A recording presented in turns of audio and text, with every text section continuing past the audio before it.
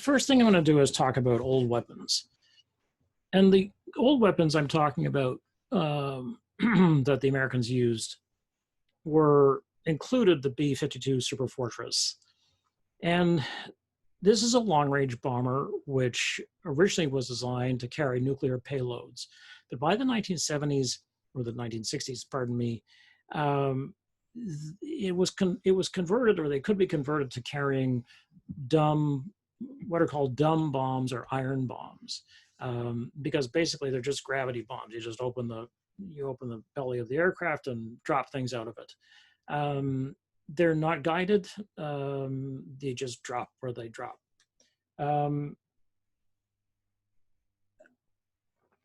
Hare is going to talk about this in dispatches.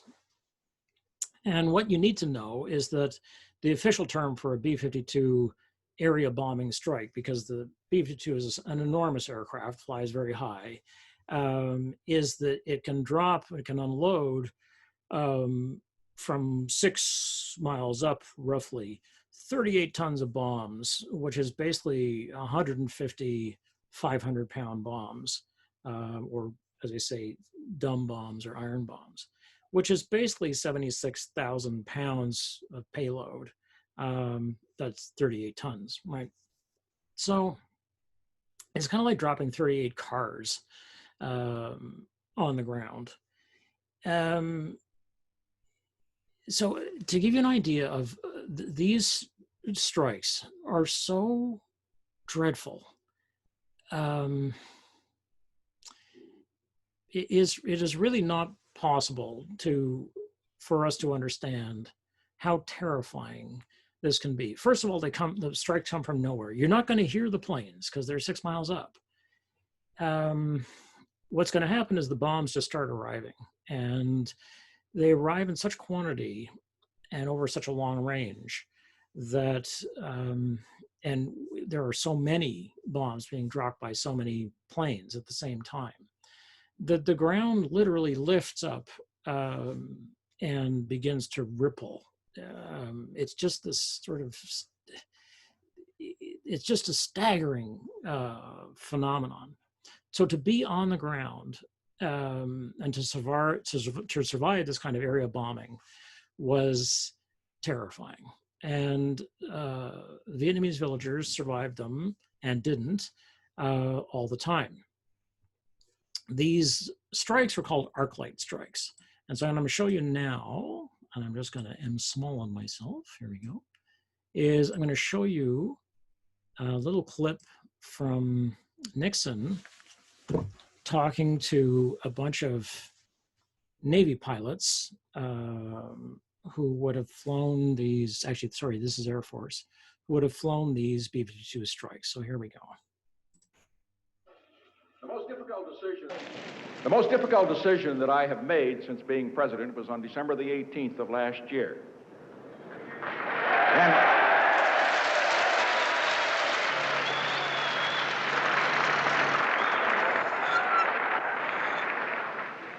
And there were many occasions in that 10-day period after the decision was made when I wondered whether the country really supported it. But I can tell you this, after having met each one of our honored guests this evening, after having talked to them, I think that all of us would like to join in a round of applause for the brave men that took those B-52s in and did the job.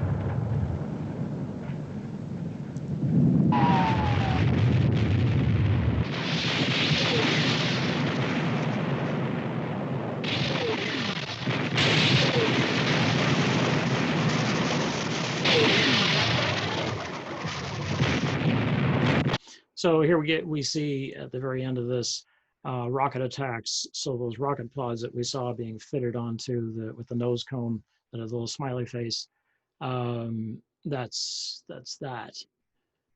Okay, I also want you to get a sense of the arc light strikes themselves. This is from a little CBS piece of film. All right, so again, just short. And we started pouring it on. And that's the thought that came to mind when I call this Operation Niagara. And this is exactly what happened. The bombs fell all the month of February and all the month of March. Arclight is the code name for these terrifying bombers.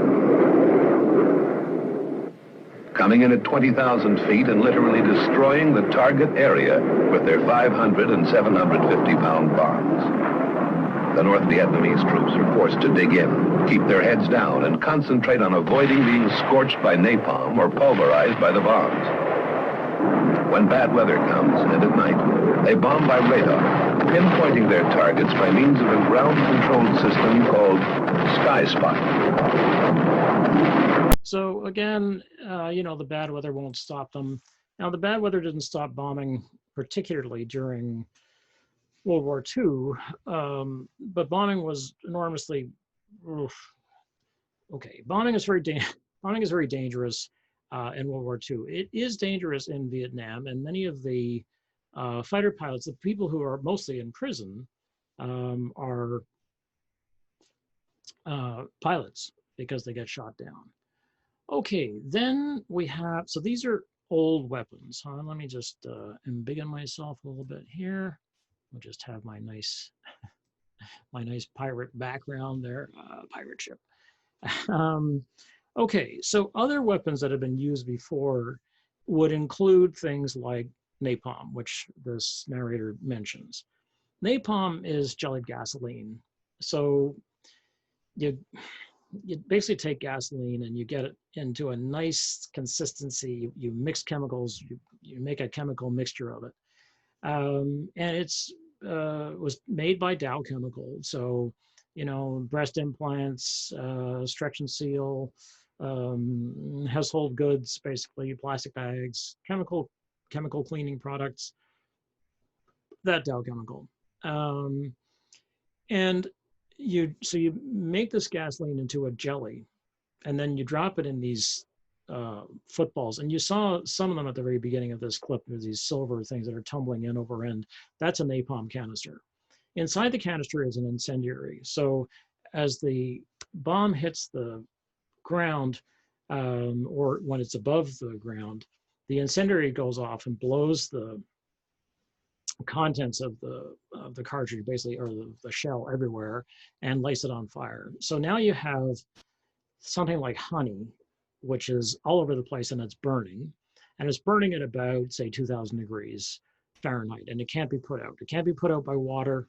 It can only be put out by chemical flame retardants, sand, smothering, and so on. So if it gets on you, basically what you have on you is burning honey, which is burning hot enough to burn right through your bones. And that's the case. That's also true with white phosphorus, which is another one of these substances that was dropped. White phosphorus, called Willie Pete, WP, because it's white phosphorus again, right? So Willie Peter. Willie Peter, they'll say Willie Peter make you a believer, because basically it would outkill the enemy. Again, these are relatively old weapons that have been used in World War II or in Korea or both. But the new weapons, and that's what I'm going to talk about now, this is the third subsection. Among the new weapons the Americans brought to Vietnam, probably the most famous and the most visible is the helicopter, the HU-1 Huey, sort of all-purpose helicopter made by Bell. And it is signature sort of profile with a two-bladed rotor has become a sign for the Vietnam War. You can put a helicopter somewhere and people go, oh, There's a particular profile to this helicopter that is unlike more contemporary helicopters.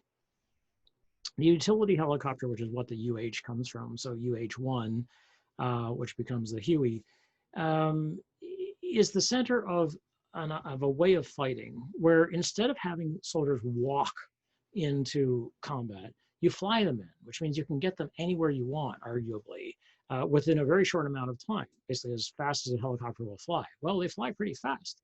They just don't fly for very long because they burn up a lot of fuel. They have turbines, and they're very hard on fuel. So they have a short range, which means you have to have helicopter bases all over the country because you're going to have a mobile war.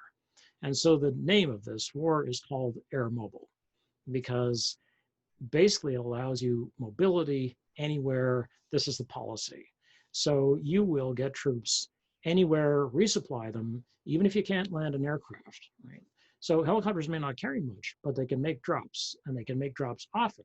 So they fly in, you've got troops who are, say, stuck on the ground. Okay, we'll resupply them using helicopters. You also, if you have wounded soldiers, can put the soldiers onto helicopters and get them out of the fighting. So this is something that people wish for in World War II, any war, like that you could somehow have a magic flying bus that you could put soldiers into when they were wounded and take them off the field, have them in a surgical hospital within a matter of hours, sometimes less, was considered to be a miracle. So helicopters appear then in three basic sort of architectures or systems of organization. They are slicks, which are troop carriers, and are usually armed with door gunners and door guns, but that's kind of all. They may have rocket pods, but they are otherwise not, their main job is to carry troops. Not to carry dying troops, but to carry troops, right? Then there are guns or gunships, and the name is self-explanatory, where you can carry troops, but the job really is for these to fly around and shoot things. They have rocket pods. They have machine guns on the side of the helicopter pointing out that can fire off, say, 3,000 rounds a minute. They're mini guns, mini cannons, and the helicopter has to be strong enough to hold that. By 1968, Bell had made a new helicopter called a Cobra, and its only job was to fight. It didn't actually have the ability to carry human beings off the battlefield. There were two pilots. There's actually one pilot and a gunner. The gunner sat in front of the pilot. It's a very unusual looking aircraft. And it was very narrow. So, its widest point is 3 feet wide. So just wide enough for you to sit in it, basically. These are gunships. The third form that the helicopter took was a medevac, which is medical evacuation, just called medevac now. And these were probably the most astonishing addition to war that we have seen in the late 20th century. And so I'm going to show you, I'm going to show you a chopper on a flechette run. Now this is a little bit longer, this clip, but let's do it.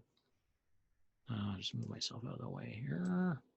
A terrifying barrage of fire also was provided by helicopter gunships. One day in 1967, Bruce Morton went along on a helicopter mission.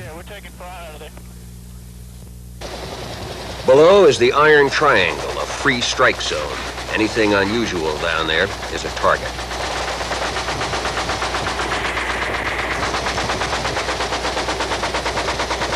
Above 1,500 feet, the gunships are out of effective rifle range. Sometimes they attack from there. More often, they roar in a foot or two over the trees, dodging and twisting to avoid return fire, the most spectacular roller coaster in the world.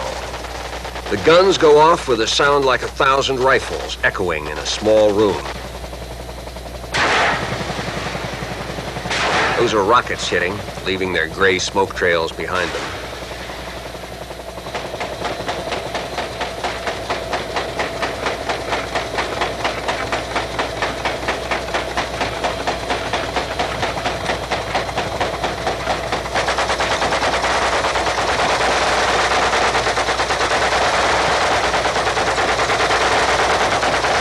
Most of the targets are anonymous, like these. The thousands of rounds are aimed at map coordinates or a landscape feature, a hillside, a few houses. The pilots see their tracers going in. Sometimes they see the enemies coming back. They seldom see people.